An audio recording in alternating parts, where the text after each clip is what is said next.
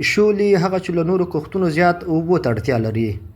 د بلخ شولګر ولسوالۍ اول هغو ده چې کروندګر یې تر ډیره د شولو کرلو ته لیواله دي. وروسته له هغې چې اسلامي امارت هیواد کې د کوکنارو پر کرلو بندیز لګولی، دغه ولسوالۍ کې د شولو کرلو ته د کروندګرو پام راوښتی دی. د بلخ ولایت د کرنې اوبو لګولو او مالدارۍ چارو ریاست مسؤلین وایي سږ کال چې د ورښتونو له پلوه یو آباد کال او روانې اوبه د نورو کلونو په پرتله ډېرې دي. د احتمال له مخې د دغه ولایت په بېلابېلو ولسوالیو کې به پر 3050 هکتاره ځمکه شولې وکرل شي.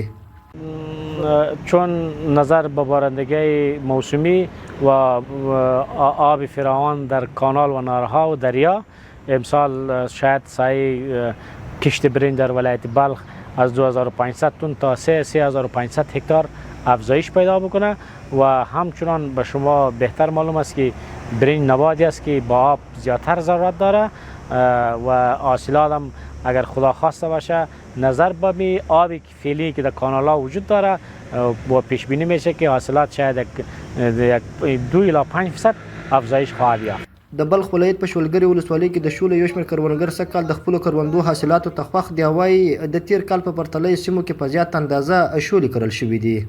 بزګران زیاتوي د کرنې ریاست له لوري د ورکړل شویو اصلاحي تخمونو نتیجه مثبته ده، خو د کیمیاوي سرې لوړه بیه د کرل شویو شولو د ودې په برخه کې لویه ننګونه بولي او له اسلامي امارت څخه د مرستو غوښتنه کوي.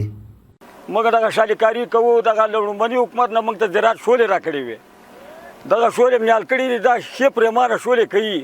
اما یو خلته کوټ په 2000 روپۍ په 15000 روپۍ 6000 روپۍ د موږ یې نسو پوره کولی. خدای پاک وکړي چې برادر جان د موږ حکومت ته قوت ورکړي چې د موږ بندرو کې دا کوټ موږ ته ارزانه راولېږي. کوټ چې قیمت ده ډېر د کوټ له لاسه موږ ډېر نالیږو. نور شاید هر شي باندې موږ زور کار کوي، په کوټ هم زور کار نه کوي. په همدې حال کې د بلخ د کرنې ریاست مسؤلین د کروندګرو ستونزې مني او د حل لپاره نه یوازې دا چې ژمنه کوي بلکې زیاتوي چې سږ کال په شولګرې ولسوالۍ کې له لسګونو بزګرانو سره د کیمیاوي سرې مرسته کړې او لا هم دا لړۍ دوام لري. د کرنې ریاست د ترویج مدیر محمد حسین حزمي هوریت نیوز سره په خبرو کې وویل د شولو کښت د ودې ورکولو په موخه یې داسې تخمونه ویشلي چې د نورو تخمونو په پرتله زحمت لږ او ګټه یې څو برابره ډیره ده. ما در ولسوالی شولگره تقریبا در حدود 3 قطعه نمایشی شالی به سیستم جدید به قطار است که کشت میشه و کود بسیار کم استفاده میشه و کنترل گیاه ارزی بسیار کم است.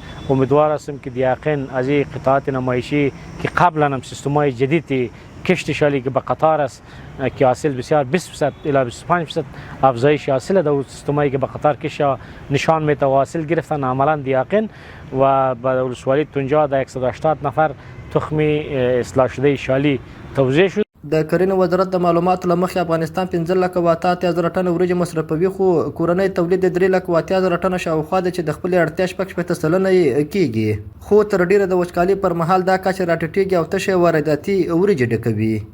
امان الله عادل، هوریت رادیو، مزار شریف.